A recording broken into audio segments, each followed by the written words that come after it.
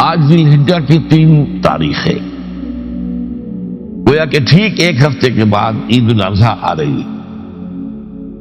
دیکھیے اسلام میں جو 4 عبادات فرض کی گئی ہیں، جو 4 ارکان ہیں، ایک رکن تو ہے جس کا تعلق ہے عقیدت سے، کلمہ شہادت، اور 4 ارکان وہ ہیں جن کا تعلق عبادات سے، نماز، روزہ، حج اور زکوٰۃ۔ ان میں ایک عجیب قسم کی تقسیم ہے، مثلاً 1 2 جمع 2 کی تقسیم بنتی ہے۔ 2 عبادات ان میں سے وہ ہیں جو ہر مسلمان پر فرض ہے، امیر ہو، غریب ہو، مرد ہو، عورت ہو، ہر ایک پر فرض، نماز اور روزہ، یہ 2 چیزیں ہر ایک پر فرض۔ لیکن 2 وہ ہے کہ جو صرف صاحب استطاعت لوگوں پر فرض ہے، وہ عام نہیں۔ جو صاحب نصاب ہے ان پر زکوٰۃ ہے، جو صاحب استطاعت ہیں، حج کرنے کی استطاعت رکھتے ہیں، ان پر حج ہے۔ اس میں 2 جمع 2 کی ایک تقسیم اور آتی ہے، ایک اور اعتبار سے۔ قرآن میں زیادہ ایمفیسس 2 عبادات پر ہے، نماز اور زکوٰۃ۔ اقیموا الصلاۃ وآتوا الزکاۃ، اقیموا الصلاۃ وآتوا الزکاۃ، اقیموا الصلاۃ وآتوا الزکاۃ، یقیمون الصلاۃ ویؤتون الزکاۃ۔ یہ گویا کہ بندھا ہوا ہے ایک جوڑا، جبکہ یہ صورتحال جو ہے روزے کی بھی نہیں ہے اور حج کی بھی نہیں ہے۔ صلاۃ اور زکوٰۃ کا حکم بے شمار مرتبہ قرآن میں آیا، اور روزے کے سارے احکام ایک مقام پر سورہ بقرہ کے 23 رکوع کی 6 آیات میں سب کا سب بیان ہو۔ باقی تو بعض جگہوں پر اس کا صرف اس اعتبار سے تذکرہ ہے کہ اگر کوئی کفارہ ادا کرنا ہے اس کے لیے اتنے روزے رکھ لو، ورنہ یہ ہے کہ روزے کا اپنی جگہ پر مستقل بذات جو ہے وہ ذکر یا حکم موجود نہیں۔ اس اعتبار سے غور کیجئے، حج کا معاملہ بھی یہی ہے۔ وہ ایک تو یہ کہ سورہ آل عمران میں اس کی فرضیت کا ذکر آیا، وہ میں نے آیات آپ کو پڑھ کر سنائی ہوں، 2 آیات تم پر ابھی گفتگو کریں گے۔ سورہ بقرہ کے 24ویں اور کچھ 25ویں رکوع میں کچھ اس کے مناسک بیان ہوئے، سورہ حج کے 4تھے رکوع میں اس کے مناسک بیان ہوئے، بس باقی پورے قرآن میں تو اس کا ذکر نہیں۔ تو اس اعتبار سے فرق ہو گیا 2 جمع 2 کا۔ لیکن یہ جو جن کی اہمیت اس اعتبار سے کم ہو گئی ہے، اللہ تعالیٰ کی عجیب حکمت نظر آئی کہ ہماری جو 2 عیدیں ہیں وہ ان 2 عبادات کے ساتھ منسلک کر دی گئی۔ روزوں کے ختام پر عید الفطر، حج کے ساتھ عید الاضحیٰ۔ تو گویا کہ ان 2 عبادات کی اہمیت میں اگر کسی درجے میں کوئی کمی محسوس ہوتی ہے قرآن مجید کے بیان کے حوالے سے، تو اس کی تلافی اس سے ہو جاتی ہے کہ عیدین ہماری 2 ہی عیدیں ہیں، 2 ہی تہوار ہیں، اور وہ ان 2 عبادات کے ساتھ جوڑ دیے۔ اب آخری بات سمجھیے، 3 جمع 1 کی بھی ایک تفریق ہے۔ 3 عبادات وہ ہیں جو موقت ہیں صرف، یعنی معلق بالزمان، ان کا تعلق وقت کے ساتھ ہے، یہ نہیں ہے کہ کسی خاص جگہ سے متعلق ہے۔ نماز ہر جگہ فرض ہے، ہاں البتہ اس کا وقت آئے گا، اگر سورج جو ہے نصف النہار سے ڈھلکے گا تو ظہر کا وقت ہوگا۔ اگر کسی وجہ سے اللہ تعالیٰ کی حکمت ہوگی سورج وہی کا وہی کھڑا رہ جائے تو ظہر کا وقت آئے گا ہی نہیں، ظہر فرض ہوگی ہی نہیں۔ مغرب اسی وقت فرض ہوگی جبکہ سورج غروب ہو جائے۔ اگر کسی وجہ سے سورج غروب نہ ہو، اور کیا پتہ یہ ساری باتیں جو ہے قیامت کا جو زلزلہ آنے والا ہے اس میں یہ ساری ہی باتیں ہونے والی ہیں، سورج مغرب سے طلوع ہوگا یہ تو وضاحت کے ساتھ کہا گیا ہے، تو مغرب کا وقت نہیں آیا۔ اسی طریقے سے رمضان کا مہینہ آئے گا تو روزے فرض ہوں گے۔ اس حوالے سے یہ زمانے کا تعلق تو ہے لیکن کسی مکان سے کوئی تعلق نہیں۔ حج وہ ہے جس کے تقریباً تمام مناسک جو ہیں کوئی خاص مقام پر ادا ہو، آپ سفر کر کے جائیے، مکہ مکرمہ جائیے، اللہ کے گھر کا طواف کیجیے، پھر وہاں سے جو بھی روانگی ہوتی ہے یوم الترویہ 8 ذی الحجہ کو نکلیے اور جا کر منا میں قیام کیجیے ایک رات، پھر 9 کی صبح کو نکلے عرفات جائیے، عرفات میں شام تک قیام رہے گا، لیکن مغرب کی نماز کے وقت کے بعد وہاں سے نکلیں گے، مغرب وہاں پڑھیں گے نہیں، وہ جا کر مزدلفہ میں پڑھی جائے گی عشاء کے ساتھ ملا، چاہے کتنی دیر ہو جائے۔ پر اب یہ ساری چیزیں ایک خاص مقام کے ساتھ ہیں، منسلک ہیں، ہر جگہ پر یہ ادا نہیں ہو سکتی۔ اب اس میں دیکھیے حکمت نظر آ رہی ہے، کیونکہ حج جو ہے ایک خاص جگہ پر ایک خاص مقام سے وابستہ ہے، اس کے ساتھ جو عید الاضحیٰ وابستہ کی گئی ہے، یہ گویا کہ حج ہی کے ایک رکن کو پھیلا دیا گیا ہے۔ قربانی جو مناسک حج میں بڑی اہمیت کی حامل ہے، اسے عام کر دیا گیا۔ تم مدینے مکے تو نہیں پہنچ سکے ہو، لیکن یہاں پر قربانی کے اندر تو شریک ہو جاؤ۔ اور بعض مشابہتیں اور بتائی گئی ہیں کہ ذی الحجہ کا چاند طلوع ہو جائے تو اس کے بعد حجامت نہ کراؤ، ناخن نہ کاٹو، وہ جو کچھ بھی آپ کو معلوم ہے احرام کی کچھ پابندیاں ہوتی ہیں، ایک مشابہت اسی درجے میں، ٹھیک ہے ہم وہاں نہیں ہیں لیکن ان کے ساتھ ایک مشابہت پیدا ہو رہی ہے۔ تو قربانی در حقیقت جو ہے عید الاضحیٰ، وہ گویا کہ ایکسٹینشن ہے حج کی، کہ تمام عالم اسلام کے اندر جو ہے تمام مسلمان جہاں بھی کہیں ہیں وہ حج کے اس ایک منسک کے اندر شریک ہو جائیں۔ تو یہ میں نے چند باتیں تمہیداً عرض کی ہیں ان عبادات اربعہ کے بارے میں، ان کی جو ریلیٹیو حیثیت ہے ہمارے دین میں۔ اب آئیے حج کا معاملہ کیا ہے، وہ پورا ایک خاص علاقے سے متعلق ہے اور ایک خاص شخصیت سے متعلق ہے، یہ بھی نوٹ کر لیجیے۔ چنانچہ جو آیات میں نے آپ کو سنائی حج کے بارے میں، ان اول بیت وضع للناس للذی بمکہ مبارکا وہدی للعالمین،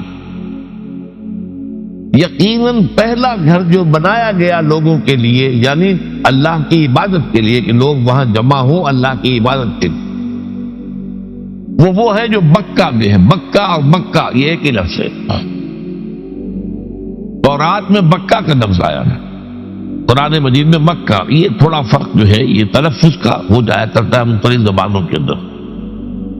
جیسا کہ آپ کو معلوم ہوگا کہ آج کل جو عرب کے لوگ ہیں وہ قاف کو گاف پڑھتے ہیں، گل گم، قم کی بجائے گم، قل کی بجائے گل، اقول لک وہ گاف، تو یہ جو ہے فرق ہو جاتا ہے۔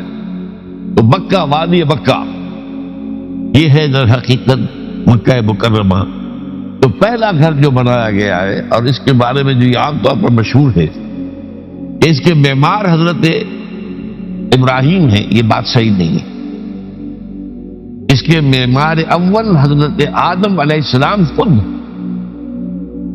اول بیت ہے نا، پہلا گھر۔ کیا یہ ممکن ہے کہ آدم سے لے کر ابراہیم تک کوئی گھر اللہ کی عبادت کے لیے بنائی نہ؟ ناممکنات میں سے اولا بیت میں خود دلیل موجود ہے، حضرت آدم علیہ السلام نے اس کی تعمیر۔ البتہ اس کے بعد بعض سیلابوں کی وجہ سے یہ عمارت گر گئی اور کچھ جو وہاں پر آبادی بنی تھی وہ بھی ختم۔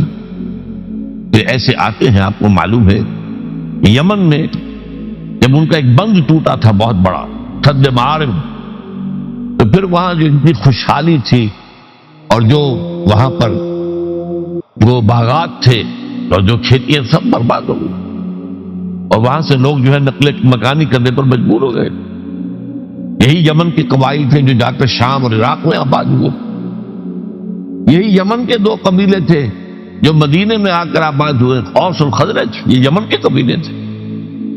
اس بند کے ٹوٹنے کے بعد اگر خدا نہ خواستہ اگر ہمارا تربیلا ڈیم ٹوٹ جائے کیا ہوگا؟ پچھلے دنوں خبریں آئی ہیں اخبارات میں کہ ہندوستان میں غور ہو رہا ہے اس پر کہ تربیلا ڈیم کو اڑا دو.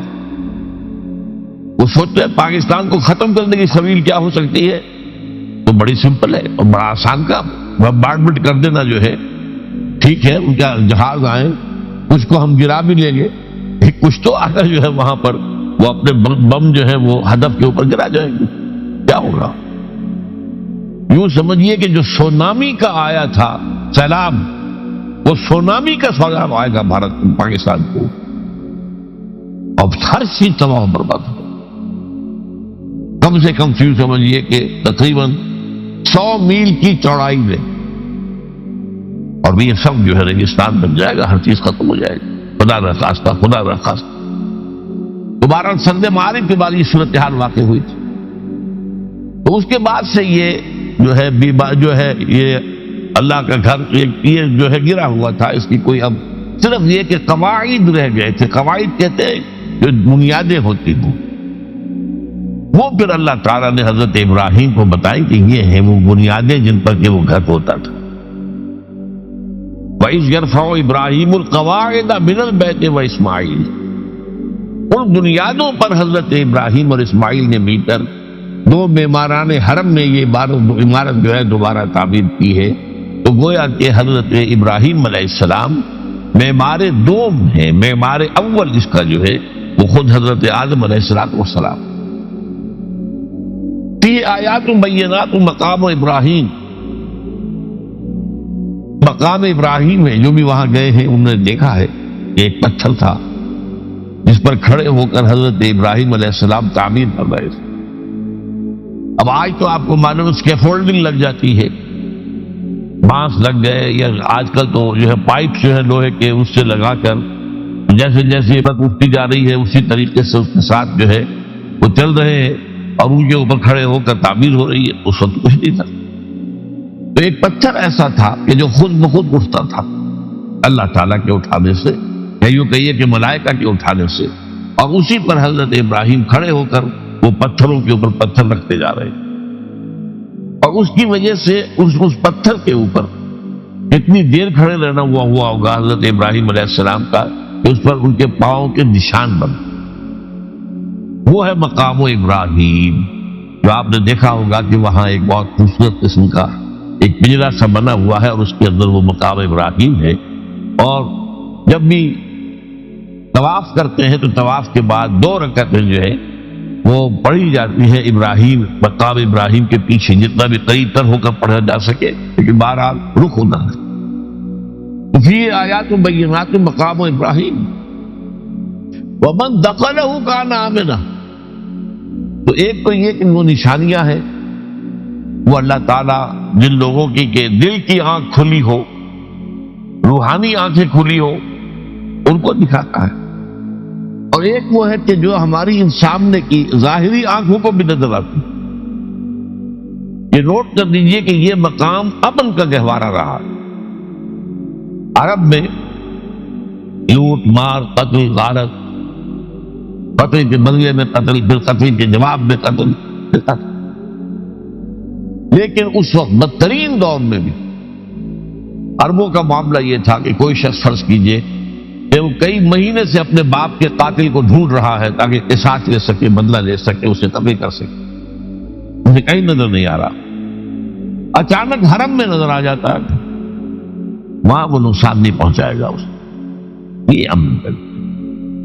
اللہ تعالیٰ نے اسے امن کی جگہ بنایا ہے. بلد الامین کہا گیا ہے، امن والا شہر.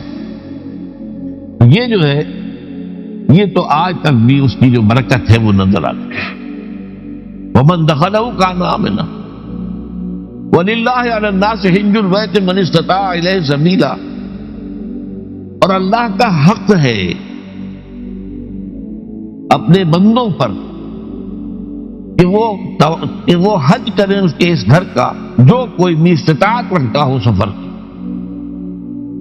اگر زیادہ راہ ہے، خرچہ ہے، جانے آنے کے اخراجات مہیا ہیں، اور یہ کہ آپ پیچھے جن کو چھوڑ کر جا رہے ہیں ان کے لیے بھی اتنے وقت کا جو ہے وہ انتظام ہے کھانے پینے کا، گزارے کا، نان نفقے کا، تو آپ پر حج فرض ہو گئے.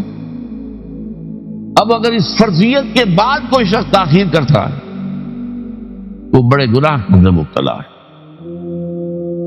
جیسے ہی فرضیت ہو جائے پہلا کام جو ہے، پہلا قرض جو ہے، یوں سمجھیے یہ اللہ کا قرض ہے بندوں پر. یہ لام جو آتا ہے، لام اور اعلیٰ، لام کسی کے حق کے لیے، اعلیٰ کسی کے اوپر حق ہونا. وَلِلَّهِ عَلَى النَّاسِ حِجُّ الْبَيْتِ مَنِ اسْتَطَاعَ إِلَيْهِ سَبِيلًا. یہ تو اللہ کا حق ہے لوگوں پر، لوگوں کے ذمے. یہ قرض ہے اللہ کا کہ اس کے گھر کا حج کریں، جائیں، طواف کریں، اور جو بھی اس کے مناسک ہیں ادا کریں، اور وہیں پر قربانی کا بھی ہے.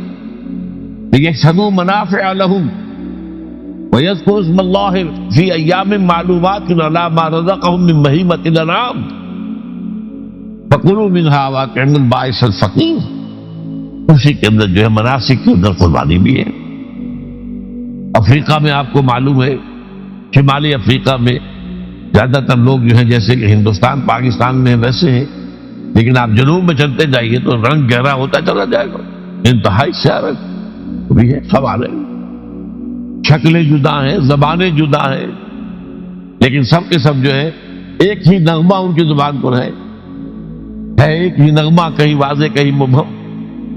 وہ ایک مذہب، لبیک اللہم لبیک لبیک لا شریک لک لبیک ان الحمد والنعمت لک والملک لا شریک لک. اب یہ ترانہ ہے، توحید کا ترانہ ہے، اور گونج رہی ہے. اس وقت آپ اندازہ نہیں کر سکتے کہ وہ پوری سرزمین گونج رہی ہوگی اس ترانے کے ساتھ. تھوڑی تھوڑی دیر کے بعد نئے قافلے داخل ہو رہے ہیں. ابھی ایک قافلہ جو ہے اس نے سعی مکمل کی ہے، شامل ہو گیا، بلکہ اس کے دوران ہی ابھی اس کا ختم نہیں ہوا، یہ تیسرا قافلہ چلا رہا ہے.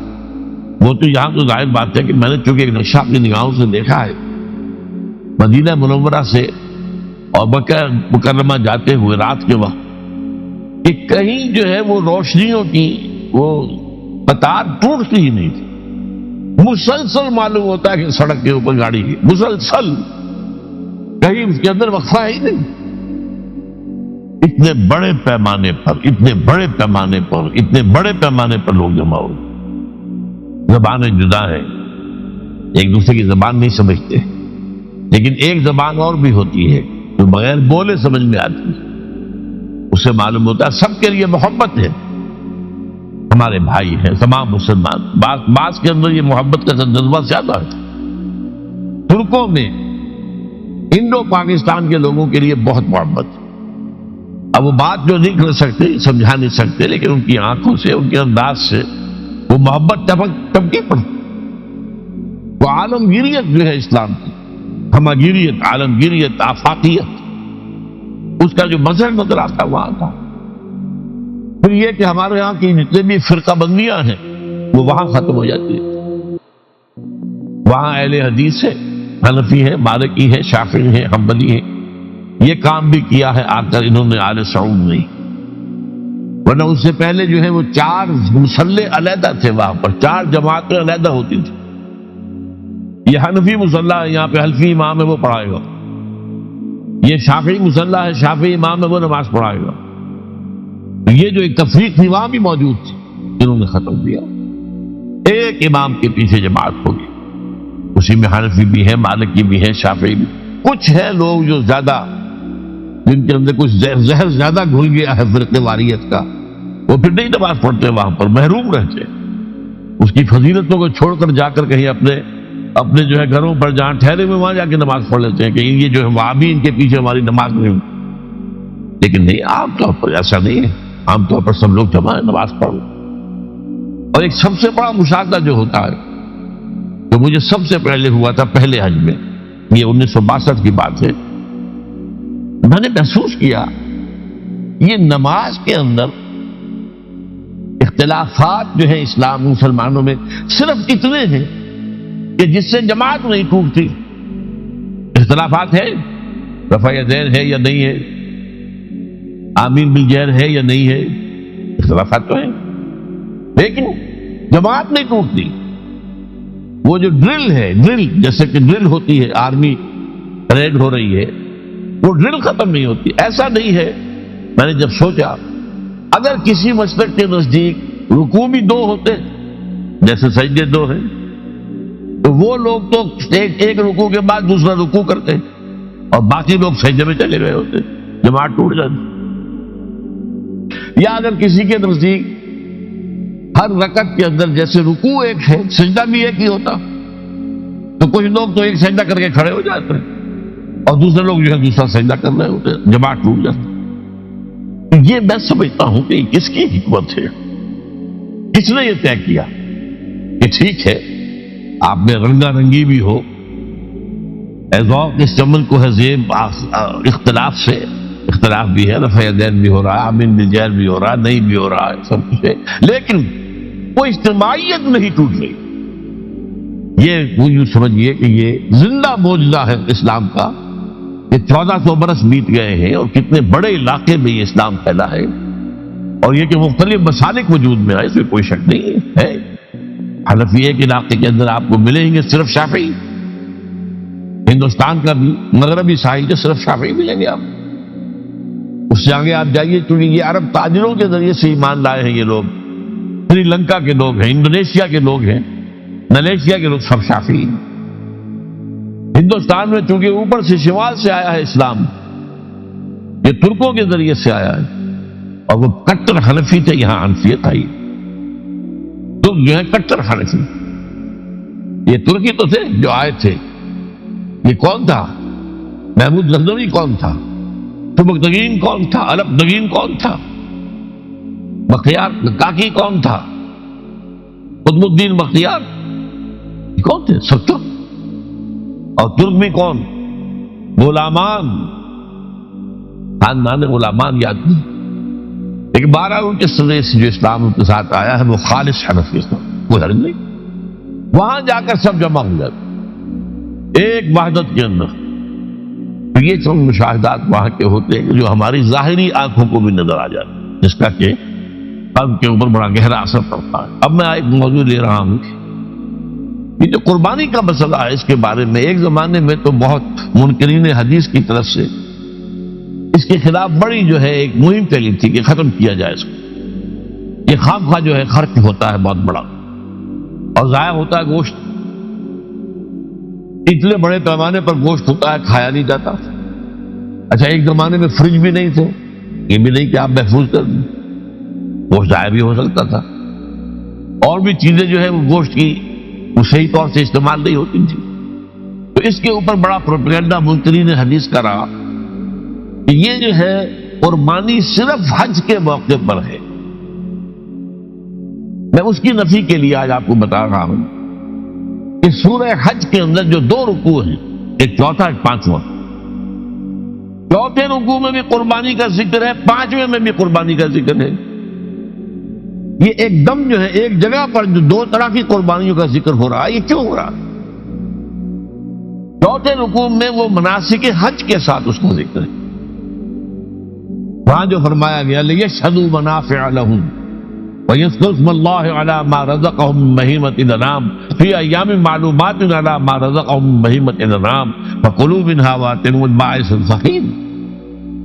وہاں پہ قربانیاں دو، پھر اللہ کا نام لو ان جانوروں پر جو اللہ نے تمہیں عطا کیے ہیں، اور جو معین دنوں کے اندر لو، فی ایام معلومات، اور پھر اس میں سے خود بھی کھا، اور جو ہے جو جیسے صدقہ کا گوشت ہوتا ہے وہ نہیں ہے، وہ قربانی کا گوشت ہے، اس میں سے آپ خود بھی کھائیں اور غرباء کو کھلائیں، غریبوں کو دیں، مساکین کو دیں۔ تو یہ پورا حکم آ چکا چوتھے رکوع کے اندر۔ پانچواں رکوع پورا کا پورا جو ہے وہ عید الاضحیٰ پر ہے میرے نزدیک۔ یہی حکمت صوم کے بارے میں ہے کہ وہاں جب ایک حکم تکرار کر کے آیا کہ پہلے فرما دیا گیا وَمَنْ كَانَ مِنْكُمْ مَرِيضًا أَوْ عَلَىٰ سَفَرٍ فَعِدَّةٌ مِّنْ أَيَّامٍ أُخَرَ، اگر بیمار ہو کوئی اور یہ یا کہ سفر پر ہو تو وہ تعداد دوسرے دنوں میں پوری کرے۔ پھر کیا وجہ دوبارہ آ رہا ہے؟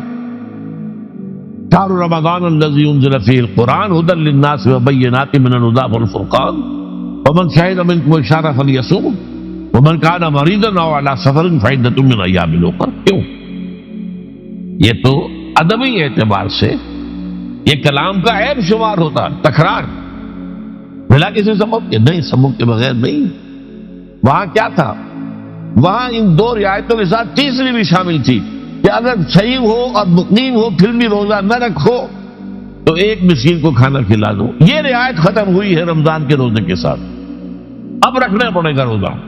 اور اگر بیمار ہو یا سفر پر ہو تو ٹھیک ہے، دوسرے دنوں میں پورا کرو. پورا کرنا لازم ہے اس میں. یہ چیز جو ہے یہ در حقیقت اسی وجہ سے ہوتی.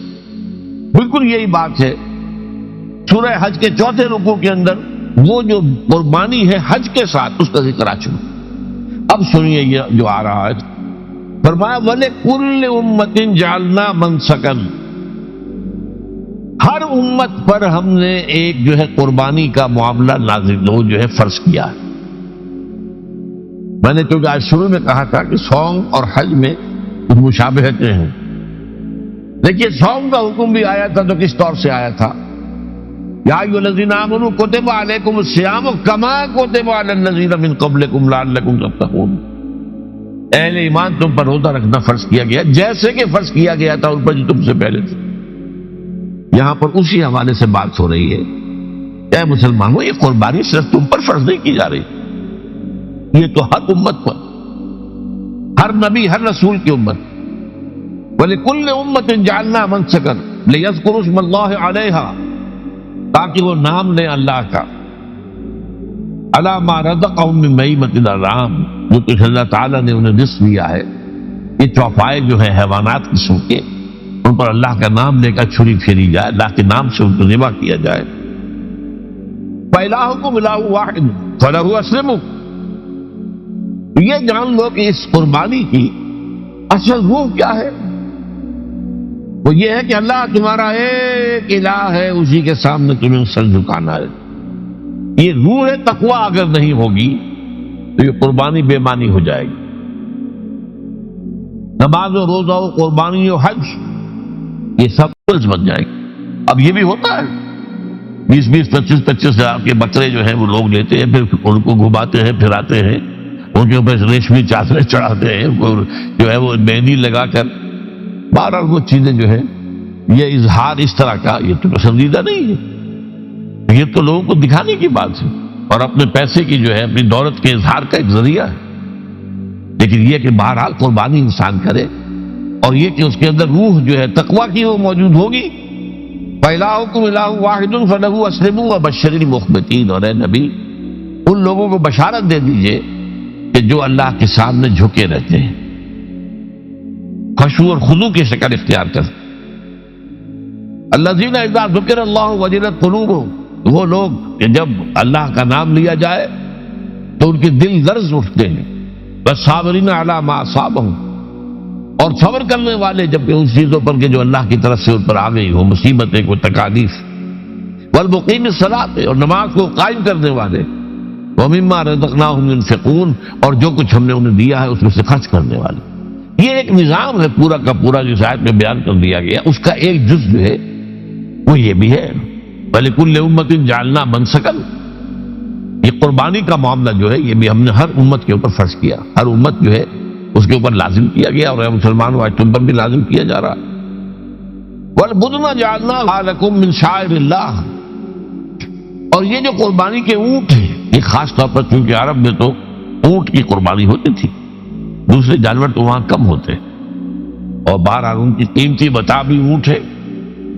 وَالْبُدْنَ جَعَلْنَاهَا لَكُم مِّن شَعَائِرِ اللَّهِ، یہ اللہ تعالیٰ کے شاعر میں سے. یہ اونٹ جو ہے یہ قربانی کا اونٹ ہے، یہ مکے لے جایا جا رہا ہے. یا یہ بکرے اور یہ مینڈے جو ہیں یہ قربانی کے ہیں، یہ وہاں جا رہے ہیں. تو یہ بھی گویا کہ ایک طرح سے اللہ کی نشانیاں بن جاتی.